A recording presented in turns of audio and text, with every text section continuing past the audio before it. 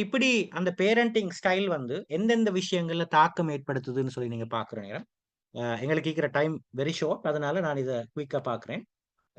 நீங்க பார்க்குற நேரம் நீங்க பார்க்கலாம். அந்த பிள்ளையுடைய கல்வி நிலையில அகாடமிக்ஸ்ல வந்து பாதிப்பு ஏற்படுத்துறது நீங்க பார்க்கலாம். ரைட்?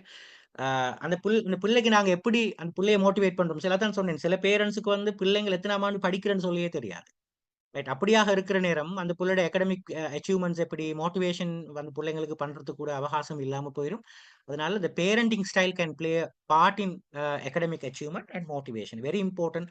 நாங்க எவ்வளவு தூரம் பிள்ளைகளோட எடுகேஷன்ல கவனம் செலுத்துறோம். அப்ப கண்டிப்பா எங்களுக்கும் பிள்ளைகளுக்கும் இடையில ஒரு நல்ல அட்டாச்மென்ட் இருந்தா மட்டும் தான், இத பத்தி நாங்க யோசிக்கலாம். புள்ளையோட அகாடமிக்ஸ பத்தி கைட் பண்ணலாம்.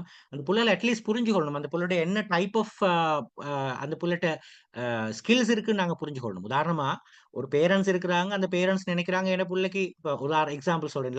லாஸ்ட் ஃப்ரைடே ஒரு பிள்ளைய கூட்டிக் கொண்டு வந்திருக்கிறாங்க. பிள்ளைக்கு 10 வயசு. அந்த பாய் வந்து very intelligent. In the sense like அந்த புள்ளைக்கு வந்து இப்ப வயசு வந்து 9 வயசும் 2 மாசமும். ஆனால் அந்த புள்ளையுடைய மென்டல் ஸ்டேட்டஸ் நீங்க பார்த்தீங்களென்றால், மென்டல் டெவலப்மென்ட் பார்த்தீங்களென்றால், நாலேட்ஜ் பார்த்தீங்கன்னா கிட்டத்தட்ட 13 வயசு புள்ளையுடைய மென்டல் டெவலப்மென்ட் இருக்குது. அப்ப கிட்டத்தட்ட யோசிங்க, அவர் இருக்க வேண்டிய வயச விட, அவர் கிட்டத்தட்ட 4 1/2 வருஷம் முன்னுக்கு இருக்கிறார். சரியா? 4 1/2 வருஷம் முன்னுக்கு இருக்கிறார் அவட. ஆனால் பேரன்ட்ஸ் என்ன நினைக்கிறாங்கன்னா, இந்த புள்ளைக்கு ஒண்ணும் தெரியாது. சின்ன புள்ள மாரி நடந்து கொள்றாருன்னு நினைக்கிறேன். நான் சொன்னேன், இல்ல. அவருட மெச்சூரிட்டி லெவல், அவருடைய மென்டல் மெச்சூரிட்டி வந்து கிட்டத்தட்ட அவர் இருக்க வேண்டிய வயச விட, அவருடைய 4 வயசுல அவர் இருக்கிறார். சரி, அப்ப ரொம்ப கவனமா இவர கையாளணும் என்று சொல்லி சில நேரம் சில பேரண்ட்ஸ கைட் பண்ண வேண்டி வரும்.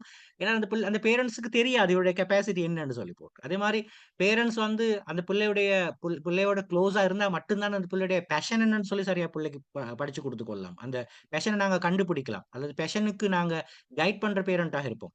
உதாரணமா இல்லாட்டி நாங்க திணிக்கிற பேரண்ட்டா தான் இருப்போம் நாங்க. எல்லாரும் செய்றாங்கன்றதுக்காக நாங்க சில கோர்ஸஸ் செய்ய வைப்போம். எல்லாரும் சொல்றாங்கன்றதுக்காக, ஃபேமிலி சொல்றாங்கன்றதுக்காக இதத்தான் நீங்க கட்டாயம் படிக்கணும்னு நாங்க திணிப்போம். ஏன்னா, அந்த புள்ளையுடைய பேஷன் என்னன்னு சொல்லி எங்களுக்கு தெரியாது. புள்ளையுடைய பேஷன தெரிஞ்சு கொள்ளணும் என்றால், அந்த புள்ளையோட நாங்க ஒரு நல்ல ஒரு நல்ல ரிலேஷன்ஷிப்ல அந்த புள்ளையோட நல்ல ஒரு அட்டாச்மெண்ட்ல நாங்க இருக்கணும்ன்றது மிக முக்கியமான ஒரு விஷயம். என்றால், நாங்க பேசிக்கா புரிஞ்சு கொள்ள வேண்டிய விஷயம், இஸ்லாமிக்கல் பெர்ஸ்பெக்டிவும் கூட, அதாவது பேரண்டிங் என்ற ஒரு விஷயம், அதாவது பெற்றோரியம் என்ற விஷயம் கிஃப்ட் ஆஃப் காட். அது வந்து இறைவன் தந்திருக்கிற ஒரு பெரிய அ ஒரு கிஃப்ட். அந்த கிஃப்ட்ட பொறுத்தவரையில நிச்சயமாக அந்த கிஃப்ட்ட பத்தி நாங்க திருப்ப இறைவனுக்கிட்ட பதில் சொல்லணும். நாங்க ஆன்சரபிள் அதுக்கு. அதனால ரொம்ப கவனமா அத கிஃப்ட்டா நாங்க பார்க்குற ஒரு மைண்ட் செட் இருக்கணும். வெரி இம்பார்ட்டன்டான ஒரு பகுதி. நாங்க ஒரு விஷயத்த கிஃப்ட்டா பார்த்தோம் என்றால், எங்களோட மைண்ட் செட் மொத்தமா மாறும். இறைவன் எனக்கு தந்திருக்கிற அருள் தான், அல்லது இறைவன் எனக்கு தந்திருக்கிற பரிசு தான்னு சொல்லி நாங்க பார்த்தோம் என்றால், நாங்க அத உதாரணமா ஏன் அத கிஃப்ட் உதாரணமா நீங்க பார்க்கலாம். தொழுகைன்றது கிஃப்ட் தானே! அது அப்படித்தான். தொழுகைய பத்தி அல்லாஹ் கேட்பான். அதே மாதிரி தான் இந்த பேரண்டிங்ன்றதும் அல்லாஹ் தந்திருக்கிற ஒரு பெரிய கிஃப்ட். ரைட். அதனால ரொம்ப கவனமா நாங்க இதுல பார்க்க வேண்டிய முக்கியமான விஷயம். எங்களோட மைண்ட் செட்டுகள நிறைய மாற்றிக்கொள்ள வேண்டிய தேவை இருக்குது. அப்பதான் பிள்ளைகளுடைய பிஹேவியர்ல நாங்க சேஞ்சஸ் கொண்டு வரலாம்.